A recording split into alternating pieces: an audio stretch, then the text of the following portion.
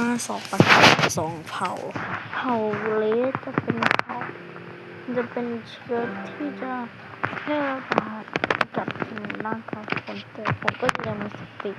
มีชีวิตแล้วก็ยังมีความสามารถกันไฟกันน้ำกันน้ำแข็งได้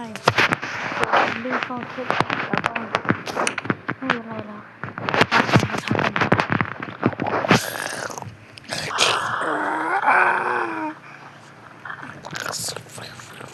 แต่ถ้าโดนซอมบี้กัดมันก็จะกลายเป็นมนุษย์แล้วก็จะค่อยๆเป็นซอมบี้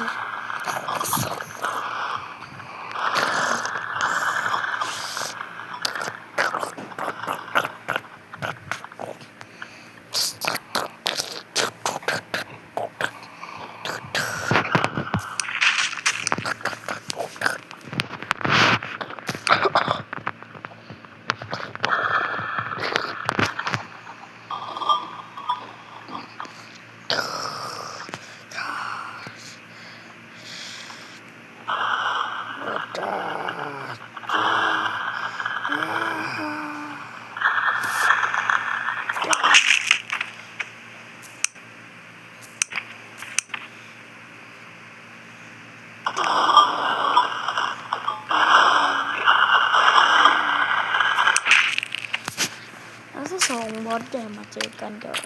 บอกว่าใครเป็นผู้ชนะ